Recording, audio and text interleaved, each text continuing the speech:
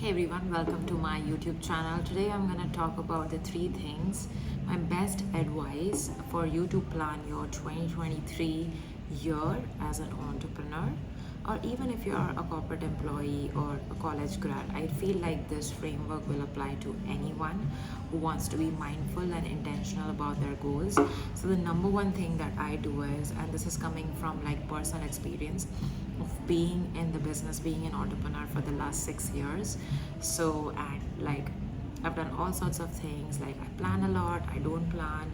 I create sheets and sheets and like frameworks for my next year and all of that. But here's what I've learned from trying and testing a bunch of things, following what a bunch of other inspiring people I have learned from them.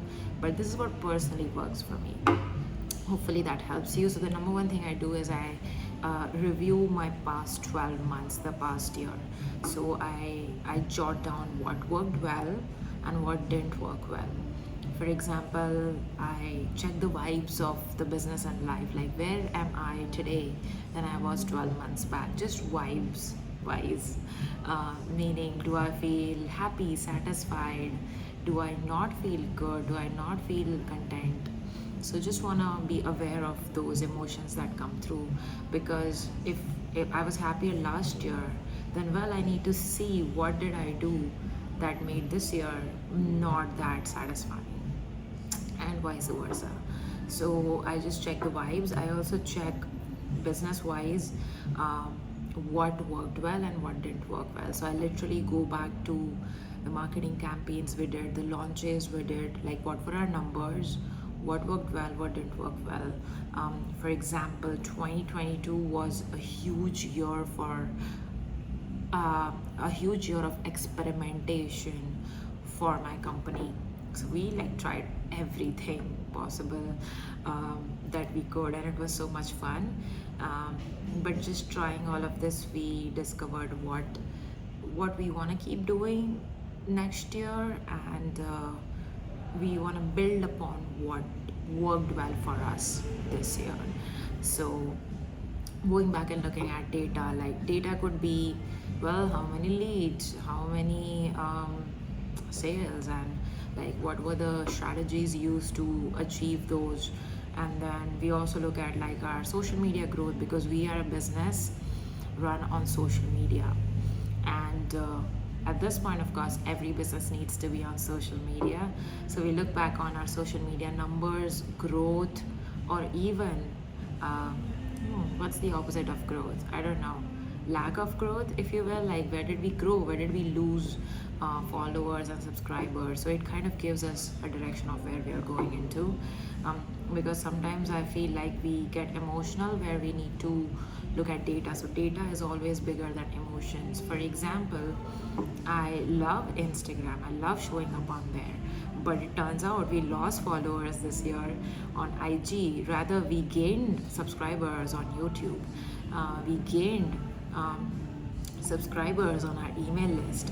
So it kind of gives you a direction of where you need to focus on by looking at data and not by looking at emotions. So really, that's what we look at. One more, I always like to look at data. Looking at data is also not enough. You also want to grab patterns and analysis from them. So for example, I looked at our numbers, but if you don't analyze the numbers, no point in that. So you want to sit with the numbers and analyze. For example, for us, we realized we spent a healthy chunk of our budget on advertising last year, and we didn't spend as much this year. So kind of going into that and analyzing, well, what do we want to do with this data next year, and making decisions on that. So that was number one. Look through the past 12 months, what worked, what didn't work, and jot all of it down. Then for the next year, what I like to do is I like to create a very simple plan. Like I just look at what are our goals in terms of social media channels, what are our terms in terms of the revenue I want to do, the profit I want to do, because a lot of entrepreneurs just focus on revenue and not enough on profit. I know a ton of people making 100k months, 200k months, and their profit margins are super bad. I don't want to be at that place. So profit is an important KPI in my company, so that we have some goals for where we want our social media channels to grow organically. We have some goals on how I want our team to be. So yeah, just those things actually: team, traffic, funnel, and product. And on top of that, like revenue and profit numbers. So these are the main things I cover, and I keep it simple because that kind of brings me to my third point. Actually, I feel like a lot of people go crazy making plans. At least I know I did. So like we go crazy making plans, like thinking, and we like map everything. Like, oh, we also map the how part of things, like how it's supposed to happen, how we are going to achieve that goals. Just I realized this last year that the how doesn't matter, because only when you do things you realize what's working, what's not working. You can experiment, you can pivot. That's important.